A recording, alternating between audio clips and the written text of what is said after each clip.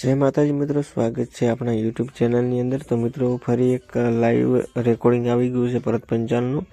તો રેકોર્ડિંગ પૂરું સાંભળજો કે લાઈવમાં શું બોલી રહ્યા છે, સમાધાન નથી થવાનું। તો રેકોર્ડિંગ પૂરું સાંભળજો અને હા, નવા હોય તો ચેનલને લાઈક શેર ને સબસ્ક્રાઇબ કરવાનું ભૂલશો નહીં। તો રેકોર્ડિંગ પૂરું સાંભળો।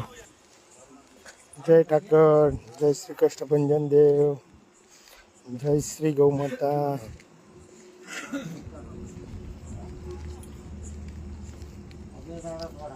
जय हनुमान दादा। केम छो बधा मित्रों? मजामा? मिस्टर एम के, जय ठाकर, जय ठाकर। केम छो भाई? मजामा? कॉमेंट करता रहजो। कया गामथी छो, शू करो छो?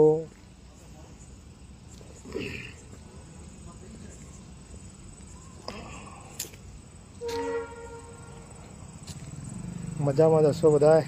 जमी लीधु बधाए? जय ठाकर।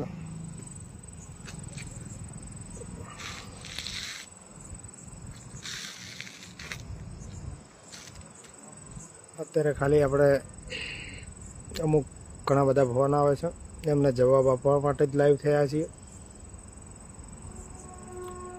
કે મિત્રો કેમ હમણાં વિડીયા નથી આવતા, વિડીયા નથી મૂકતો, બહાર ગામ ગયેલો હતો, આજે સવારે આવ્યો છું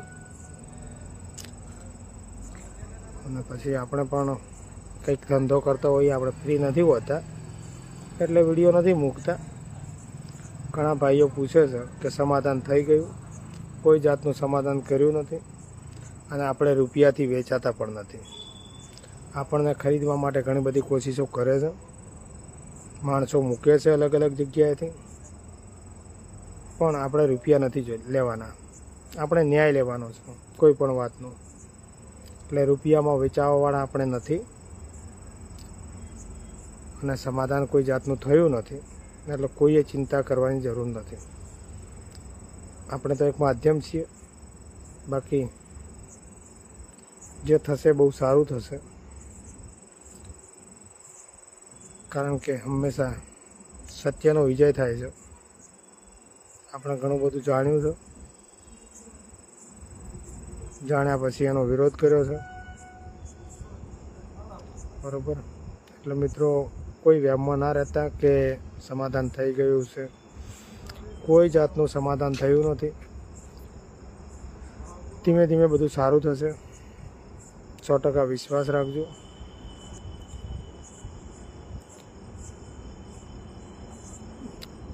ઘણા બધા ભાઈઓ આવીને ગયા છે કે સમાધાન કરો રાજેશભાઈ, આ સારું નથી લાગતું। સારું લાગે કે ન લાગે, પણ આપણે સમાધાન કરવાનું થતું નથી। બસ તમારા સાથ અને સહકારથી આપણી જીત થશે એવું પાકું છે, કારણ કે અમુક 5 થી 6 જણા જેવા છે કે આપણને ખોટી કોમેન્ટ કરે છે, બાકી આટલી બધી કોમેન્ટમાં કોઈની ખોટી કોમેન્ટ આવતી નથી અને આપણને ઘણા બધા ભાઈઓ બહેનોએ સાથ અને સહકાર આપ્યો છે। આવો સાથ અને સહકાર આપતા રહેજો, કારણ કે 2 દિવસ હું ખાટું શ્યામ, ઉજ્જૈન અને સાવરિયા શેઠ ત્યાં 3 દિવસ ફરીને આવ્યો છું અને વિશ્વાસ જેવો રાખ્યો છે એવો વિશ્વાસ રાખજો, ભલે વિડીયો આવે કે ન આવે, બરાબર। એને સમાધાન કરવા માટે આપણને મેસેજ પણ દ્વારા વાત થઈ છે, પણ સમાધાન કરવાનું થતું નથી, કારણ કે ખોટા લોકો અંધશ્રદ્ધામાં જોડાય છે, જાય છે અને કોઈના દુઃખ દૂર થતા નથી, બરાબર। એટલે મિત્રો કોઈ જાતની ચિંતા કરશો નહીં। હંમેશા મને ગમે તેવી તકલીફ પડશે એ ચાલશે, પણ તમારા બધાના દિલ નહીં તોડું એવો વિશ્વાસ રાખજો। જેવો વિશ્વાસ રાખ્યો છે એટલો વિશ્વાસ રાખજો, કારણ કે ખોટા માણસ સાથે રહેવું, ખોટા માણસ જોડે જોડાવું બહુ મોટું મહાન પાપ છે અને કોઈ નાની ભૂલ હોત તો આપણે જવા દત, પણ બહુ મોટી ભૂલ એ છે કે ખરાબ કૃત્ય કરી અને ગાદી ઉપર બેસવું, એ જ બહુ મોટી ભૂલ છે। એ લુખ્યેશને આપણે કહી દીધેલું હતું, ચેતન લીટીને, કે ભાઈ તે આ ખરાબ કૃત્ય નથી કર્યું તો આવી જા સોયલા ધામ સિગોતર માતા દીવો ઉપાડ લે, પહેલાં હું ઉપાડું પછી તું ઉપાડ, એટલે વાત એક જ આ છે. જો કદાચ એ દીવો ઉપાડે તો આપણે એને સમાધાન પણ કરી દઈએ કંઈ આપણે એવું રૂપિયાનું કે એવું છે નહીં, આપણને એ ન્યાય જોઈએ છે. એટલે પબ્લિક ખાલી ખોટી અંધશ્રદ્ધામાં જોડાય છે. એ ખાલી ભણેલું ગણેલું થોડું ઘણું અંગ્રેજી આવડે છે, ફોડજી હલાવે છે, બાકી કોઈ એની જોડે દેવી શક્તિ છે નહીં એવું પાકું છે. કારણ કે લોકો ડર પણ રાખતા હોય. મને ડર તો માતાજીનો લાગે જ છે, નથી લાગતો એવું નહીં, પણ એનો ડર જરાય નથી. એની જોડે દેવી શક્તિ છે એવું જરાય હું માનતો નથી, છે નહીં. કારણ કે એને જ માતા વળગેલી છે. ટૂંક સમયમાં મોરાલ ગામમાં ઢોલ વાગશે અને ઢોલ દ્વારા માતા વાળવાની છે. 2,51,000નો દંડ પણ થઈ ગયો છે. કોના ત્યાં છે, શું છે, બધું આપણે જણાવીશું મિત્રો. એટલે ડર રાખવાનો જરૂર નથી. ટૂંક જ સમયમાં એ કહેતો હોય હું આટલો મોટો ભૂવો છું ને આ છું ને તે છું, પણ જૂનું કંઈક જાગ્યું છે. એટલે આપણું દેવ જાગૃત છે એવો આપણને વિશ્વાસ છે. કારણ કે ટૂંક જ સમયમાં એના ઘર ગામમાં માતા જાગી છે. એને વળગેલી છે એમાં એના બાપ દાદાની. ભલે ગમે તે ભૂલ હોય પણ હવે જાગી છે સામેલાવાળાની, કંઈક બાવળિયા બાબતમાં હોય કે જે હોય.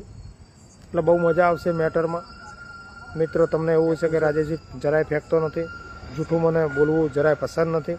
કોઈ પણ હોય, ભાઈ હોય, બહેન હોય, પણ મને જૂઠું બોલવું ગમતું નથી. મને જૂઠું બોલવું જરા પણ પસંદ પણ નથી. મોત કબૂલ છે, હાર કબૂલ નથી. એટલે મિત્રો, જેવો તમે સાથ અને સહકાર આપ્યો છે એવો સાથ અને સહકાર આપતા રહેજો, બરાબર. એટલે લોકોના ફોન આવે છે કે રાજેશભાઈ સમાધાન થઈ ગયું, તમે સમાધાન કરી લીધું. નથી કર્યું ભાઈ, વારંવાર મારે કહેવાનું ન હોય. તમે આવું ફોન દ્વારા મને રજૂઆત કરો છો. અમુક વ્યક્તિ તો એટલું જાણવા માટે ફોન કરે છે કે રાજેશભાઈ તમે આ શું છે ડખો. અલા ભાઈ, ડખો તમને સ્પેશિયલ જણાવી તો દીધું છે કે ડખો કંઈ નથી, એ લીટી છે જે છે. ખોટા કાર્યો કરી, ખોટા કૃત્ય કરી અને માતાજીને બદનામ કરી રહ્યો છે. એની જોડે માતાજી હોત તો મને જીવતો રાખો. આટલો ફરું છું, મારો ક્યાંય એક્સિડન્ટ ના થાય. તમે મિત્રો આવું તો જાણવા મળે કે ન મળે. મારી જોડે કોઈ તાંત્રિક વિધિ તો છે નહીં. બસ મારી જોડે મારી મા છે, કુળદેવી છે, મારું માવતર છે અને મારા કષ્ટભંજન દેવ.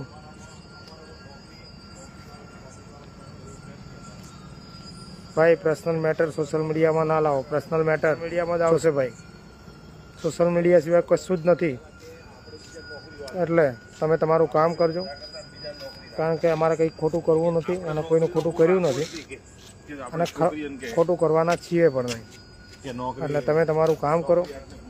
બાકી ધમકીઓ આપો એ બીજી જગ્યાએ આપવાની, મને કંઈ ધમકીઓ આપવાની થતી નથી.